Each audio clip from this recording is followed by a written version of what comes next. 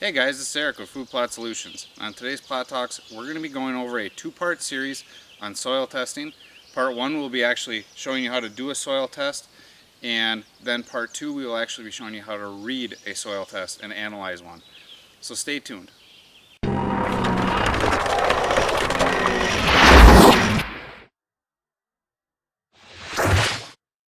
Alright guys, so you're into food plots and you've seen you need to do a soil test. This is talked about constantly.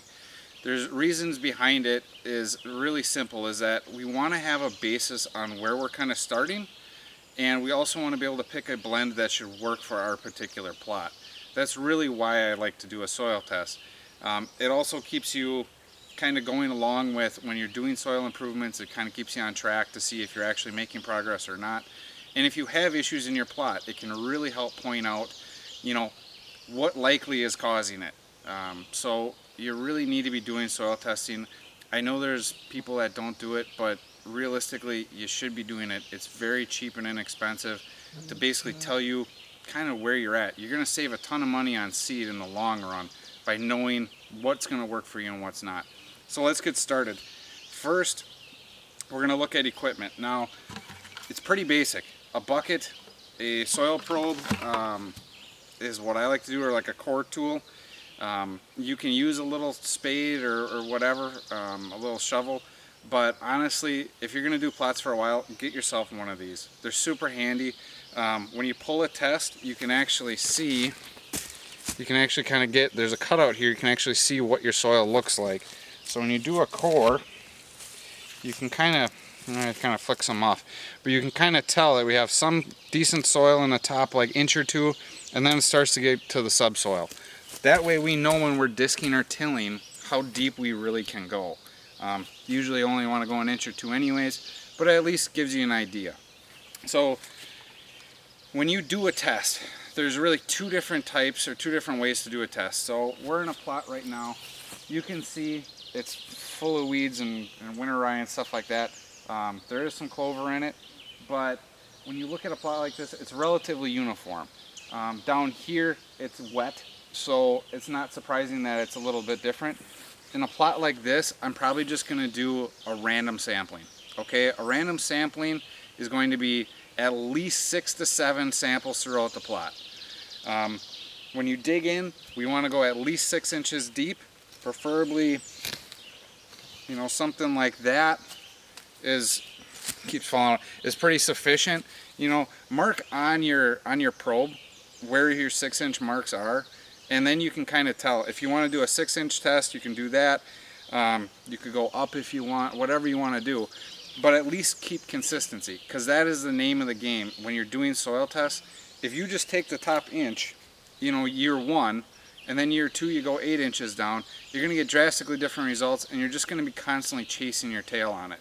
So we want to be consistent year to year on how deep we're going. But back to kind of the test. A random test, like I said, is going to be 6 to 7 random samples throughout the plot. And that's kind of basically it. This is going to be a good thing for somebody that's a brand new plot that you have no prior knowledge of.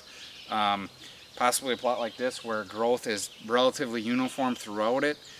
A more exact test, I'm going to say basically like a targeted soil test, would be if we came out here and we saw that one area was really poor growing. It just simply didn't yield at all. That spot should be tested separately from your general test.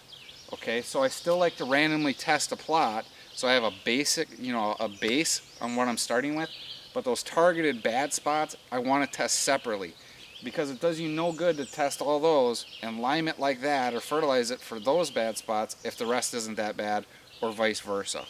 Okay, so we're going to be going, and I'm going to be walking through this plot and doing some random tests, and I'll show you kind of what it looks like. I'm going to take my bucket, because once I pull a core, okay, I'm going to give it a little spin. I'm just going to take it and flick it in the bucket. Now how much soil you actually need is going to be depending on who's doing your test.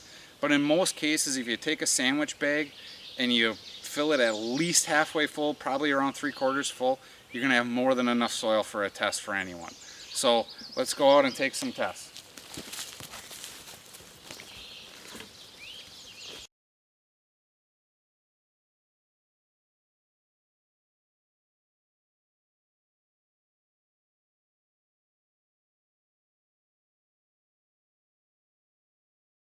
And you saw when I hit the ground, if I didn't get all the way over, just move over a little bit. Okay, it's really important that you try to get that 6-inch depth. And that's really basically it. We're just going to simply mix this soil together, okay, and put it in our bag and send it off. Now, if you have, make sure you mix the soil together just so you get kind of a general idea, a general mix on what they're actually testing. Try, try to keep the weeds and grasses out of it. As clean as we can get it. That's how they like it. So that's basically doing a test. And like I said, there's really nothing to it. I mean, it's only going to take you a couple minutes to do. You saw we just did one, and send it off. It's not going to cost you that much, and you're going to know exactly where you're at. So stay tuned for part 2. It's going to probably be a little bit longer, but we'll go over the soil test in detail so you know what you got. Thank you very much. FoodPlotsSolutions.com.